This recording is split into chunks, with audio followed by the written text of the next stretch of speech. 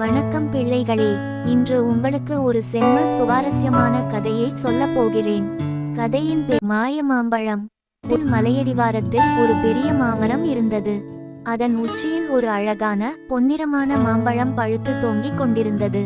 அந்த மாம்பழத்திற்கு ஒரு விஷயம் மட்டும் ஆசை. ஒரு தடவை ஊரை சுற்றி பார்த்தால் எப்படி இருக்கும்? ஒரு நாள் காற்று வேகமாக வீசியது. மாம்பழம் கீழே விழுந்தது. அதற்கு அளவில்லாத மகிழ்ச்சி. அது ஊரை சுற்றி பார்க்க புறப்பட்டது.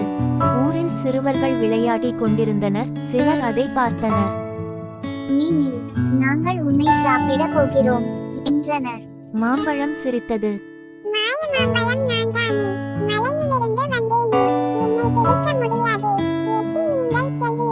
என்று பாடிக்கொண்டே வேகமாக உருண்டு ஓடியது.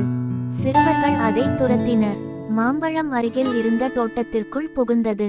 அங்கிருந்த சிறுமியர், மாம்பழமே நில், நாங்கள் உன்னை சாப்பிட போகிறோம் என்றனர். உடனே மாம்பழம்,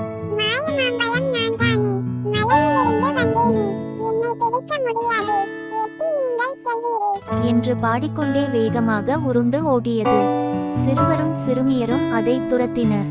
யாராலும் அதை பிடிக்க முடியவில்லை. மாம்பழம் வெகு தூரம் சென்றது. அதற்கு களைப்பு ஏற்பட்டது. ஒரு புதர் அருகே படுத்து தூங்கியது. தூங்கிக் கொண்டே இருந்தது. மழை பெய்தது. மாம்பழத்தை மண் மூடியது. சூரிய ஒளி அதன் மேல் விழுந்தது. நாட்கள் பல சென்றன. அதிலிருந்து முளை குறுத்து வெளிவந்தது. ஆம், அது மரமாக வளரத் தொடங்கியது. இப்படி மாய மாம்பழம் உலகத்தை சுற்றி பார்த்து பார்த்து சோர்ந்து ஒரு புதரின் கீழ் தூங்கிவிட்டது. மழை பொழிந்தது. சூரியன் ஒளி தந்தான். பல நாட்கள் கடந்தன. அந்த மாம்பழத்திலிருந்து ஒரு சிறிய முளை வந்தது. அது மெதுவாக உயர்ந்து உயர்ந்து ஒரு புதிய மாமரமாக மாறியது. ஆம் குழந்தைகளே, நாம் எங்கிருந்தாலும் எதை சந்தித்தாலும் உழைத்தால் பொறுமையுடன் இருந்தால் நாமும் பெரிய மரம் போல வளர முடியும் என்பதே இந்த கதையின் பாடம். அடுத்த கதையில் மீண்டும் ஒரு புதிய அதிசய உலகத்துக்கு செல்லலாம். செல்ல குழந்தைகளே, பாய் பாய் பாய்.